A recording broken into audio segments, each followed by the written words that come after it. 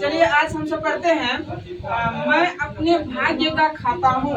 ये कहानी का हेडिंग है। इस कहानी में हम सब समझेंगे जो है कौन अपने भाग्य का खाता है, कौन अपने भाग्य का नहीं खाता।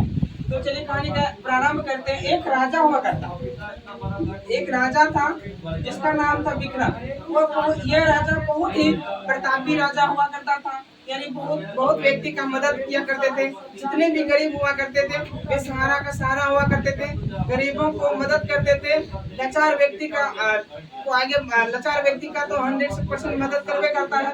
लेकिन इसके अलावा यह जो दूसरे राज्य से भी इसके समक्ष जब आते थे तो उनका भी यह मदद करते थे, उसी प्रकार से किसी के राज्य में एक घटना घटती है। यह इतने प्रतापी राजा था कि इस समस्या का समाधान सिर्फ यही राजा कर सकता था। इन्होंने क्या किया, इनके राज्य में एक थोड़ा इसके राज दरबार के थोड़ा ही दूर में कुछ जंगल था। उस जंगल के समीप एक बरगद का पेड़, एक बरगद का बहुत घना पेड़ था। इस बरगद के नीचे में एक सर्प रहते थे, जिसे नागराज भी कहते हैं।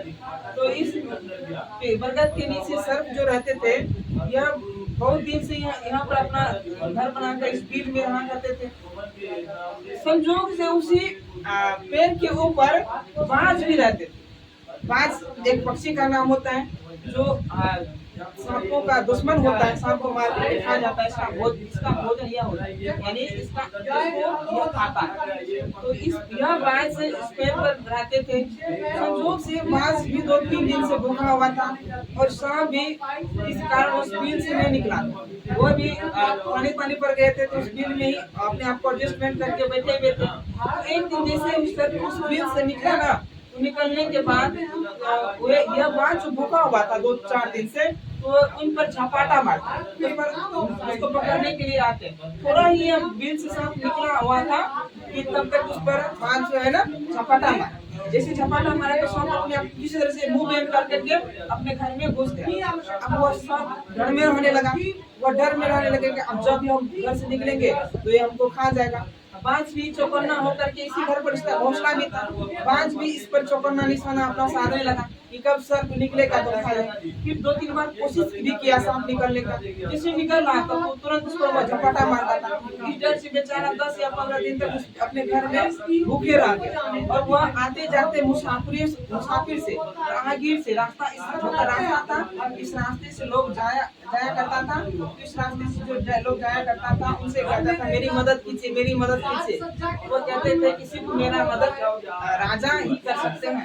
उस राज्य का जो राजा था, राजा विक्रम, वो उसको यह जिसका जानकारी प्राप्त हुआ, इन्होंने क्या किया, उस रास्ते से होकर गुजर गए। जैसे इस बरगद के समीप आते हैं तो सांप उनसे प्रार्थना करते हैं, राजा आप मेरी मदद कीजिए, आपकी सिवा कोई मेरा मदद नहीं कर सकता। बोले कि आपका मदद हम किस प्रकार से कर सकते हैं। तो इन्होंने क्या किया, तो बोला ठीक है, तुम जो है ना हमसे में क्या मदद चाहिए। तो बोला कि आप हमें अपने छिपा लीजिए, अपने कहीं अंग में छिपा लीजिए। तो बोला ठीक है, आप जो है मेरे पेट में प्रवेश कर जाइए। ये सांप क्या किया, इस राजा के मुंह में प्रवेश कर जाए। राजा के सांप छोटा था, राजा बड़ा था, उसकी सांप छोटा बड़ा इससे कोई फर्क नहीं पड़ेगा।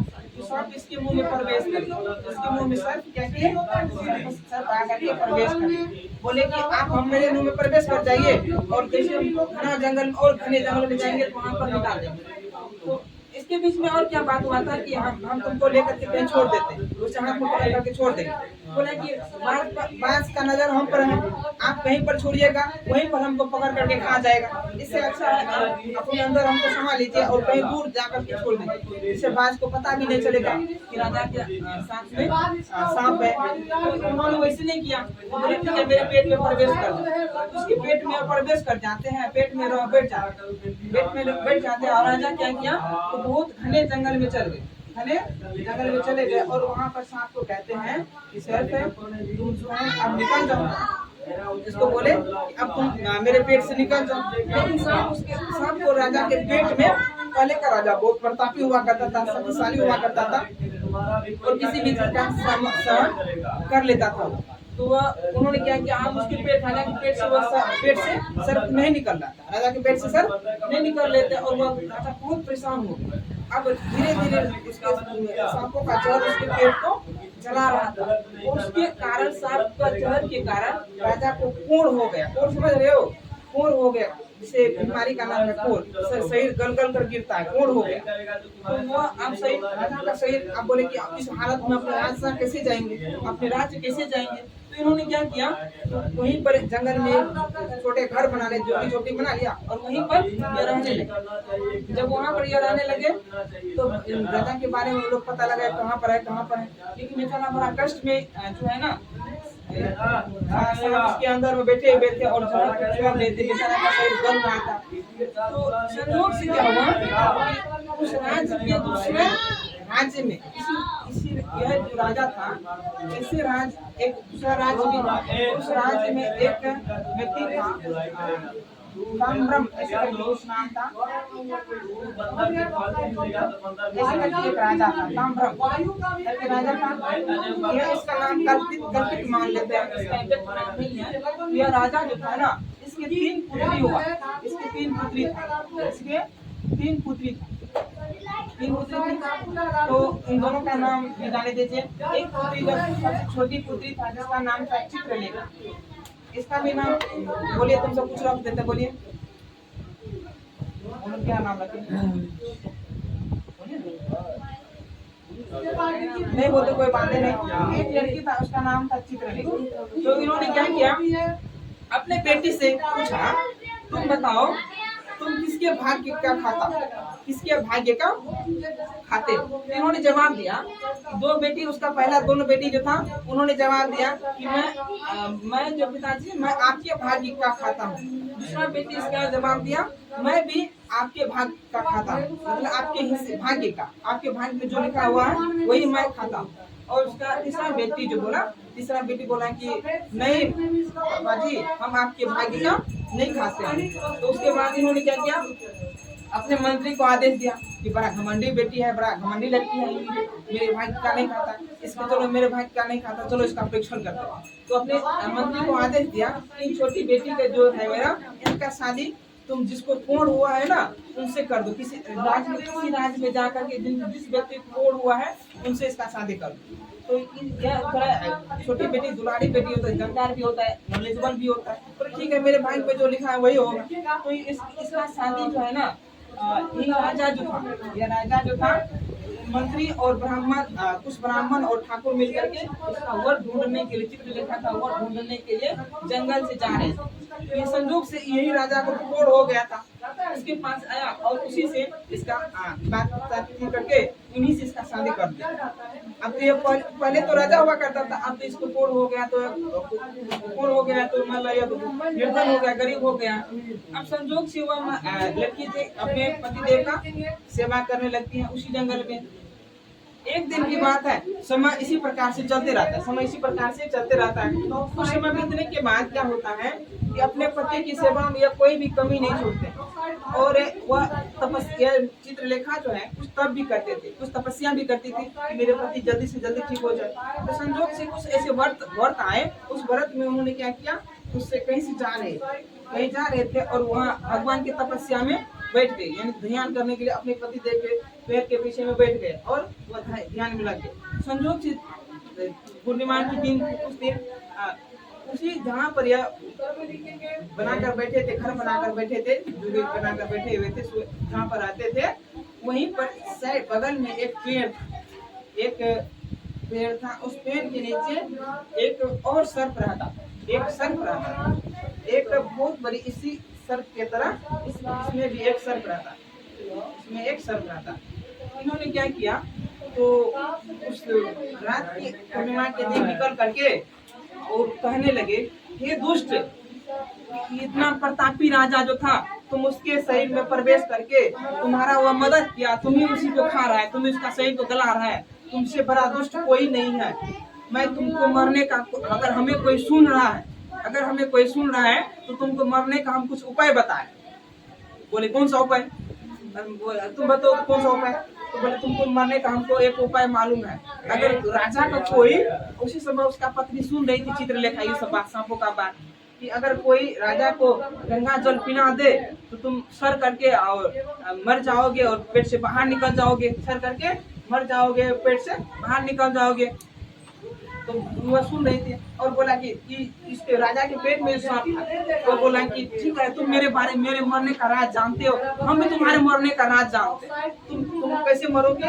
अगर तुम्हारे बिल में कोई दीपा तेल का नाम होता है, तुम्हारे बिल में बोला ईसा बोला इसके राजा के पेट में जो था, ईसा बोला इस सांप को कि तुम्हारे बिल में तुम जो है ना बहुत सारे खजाना पर मिलकर बैठे हो, खजाना पर तुम अगर तुम खजाना दूसरे को दे देते तो उससे राज का कल्याण हो जाता, लेकिन दूसरे खजाने पर तुम कुंडली मारकर बैठे हो। कोई दीपा तेल अगर तुम्हें गर्म करके तुम्हारे बिल में डाल देना तो तुम उसी समय मर जाओगे और वह खजाना उसका हो जाएगा। रानी दोनों बात सुन ली, रानी दोनों बात यानी चित्रलेखा दोनों बात सुन ली। जब सुन ली ना, सुनने के बाद क्या होता है कि अगले दिन वह गाँव में जाते हैं, गाँव में जा करके वहाँ पर जाने के बाद सबसे पहले किसी महात्मा के द्वार पर गए और वहाँ पर एक गिलास गंगा जल लिया और उसी थोड़ा दूर बाजार था, उस बाजार में जाकर के दीप यानी कि दीपा तेल भी खरीद लिया थोड़ा, और आकर के राजा को सबसे पहले गिलास में गंगा जल लेकर राजा को पिला दिया। राजा दिन पर दिन अब स्वस्थ होने लगे, उसके अंदर सांप तो मर गया, गंगा जल पीने से सांप मर गया। अब दूसरे बार उसने सुना था कि दीपा तेल जो देते हैं बिल में तो मर जाएगा सांप, तो दीपा तेल जैसे उसने इस सांप के बिल में दे दिया, ये सांप भी मर गए। वहाँ पर खुदाई किया तो बहुत सारे खजाना मिल गए। अब इस खजाना को लेकर के ये राजा तो अब अमीर हो गया, उसको खजाना मिल गया, सोना चांदी बहुत ही जवाहरात मिल गए, अमीर तो हो गए ना। तो उन्होंने बोला कि हमको सोना चांदी यहाँ पर मिले हैं, हम यहीं पर महल बनाएंगे, वहीं पर वह महल बना लिया। और संयोग से इसका इन तीनों का जो पिता था तम्रप जो राजा था, उसके राज्य पर दूसरा व्यक्ति आक्रमण कर देते और इन तीनों के पिता जो था ताम्रप, ये राजा को हरा देते और राजा को बंदी बना इसका राज छिन जाता। संयोग से उसी रास्ते से जहाँ पर यह राजा और रानी जो घर बनाई थी उसी होकर उसके पिताजी को खींच कर ले जा रहे। उसने अपने बेटी को देखा तो पहचान लिया और वह भी अपने पापा को पहचान लिया, उसको सैनिक भेज करके उसको छुड़वा दिए और बोले कि पिताजी आप जो कह रहे थे आपके भाग्य का मैं खाता हूँ, मैं आपके भाग्य का नहीं खाता हूँ, मैं अपने भाग्य का खाता हूँ। मेरे भाग्य में जो लिखा हुआ है मैं अपने भाग्य का खाता हूँ। इसलिए आज देखिए आप जो है आपका राज भी चले गए आपके हाथ से और मेरे भाग्य में जो सुख था वो हमें प्राप्त हो गया। भले ही आप मेरा शादी कोर्ट से कर दिए थे, जिसे कुछ ठीक से बोलते वैसे करके, या लोकल लैंग्वेज हुआ, हिंदी लैंग्वेज में वही होता है, समझे। तो उनसे अगर जिसके भाग में जो था उसको मिल गया ना, समझे। तो हम सब के भाग में जो भी है वो तो हम सबको मिलवे करेगा, लेकिन इसके लिए भाग्य तक पहुंचने के लिए हमें क्या करना चाहिए? हमें एक कर्म करना चाहिए। अगर कर्म नहीं करोगे, अगर मेहनत नहीं करोगे, कर्म मतलब होता है काम नहीं करोगे, तुम्हारे भाग्य में राजा ही क्यों नहीं लिखा हुआ। अगर कर्म के रास्ते अगर नहीं चलोगे, ये लड़की क्या कर्म नहीं कर रही थी, चित्रलेखा कर्म नहीं कर रही थी, कितना बड़ा संघर्ष इसके जीवन में हुआ, एक बूढ़ी के साथ इसका शादी हुआ, लेकिन तब उस सारे संघर्ष को दूर किए और अपना जीवन यापन कर देते। जो इसके भाग्य में था उसको मिल गया। अगर यह बैठे रहती, बोले हम शादी नहीं करेंगे, आप वहाँ पर जाकर के उसके मरने का इंतजार करती तो कभी इसको इतना बड़ा राज मिलता। कर्म तो करना ही पड़ा ना। हम सब के भाग्य में बहुत बड़ी चीज लिखा हुआ है, लेकिन हम सब अगर उसको प्राप्त करना चाहते हैं तो कर्म एक रास्ता है, कर्म करके ही उस पर हम पहुंच सकते हैं, कर्म करके ही उस रास्ते पर हम उस मंदिर तक पहुंच सकते हैं। कर्म नहीं करोगे, जैसे मान लो तुम्ही सब के भाग में किसी के भाग में डॉक्टर ही लिखा, क्या तुम नहीं पढ़ोगे डॉक्टर बन जाओगे? पढ़ना तो पढ़वे करेगा, समझे कुछ। तो आज का कहानी यहीं पर समाप्त होता है और अगले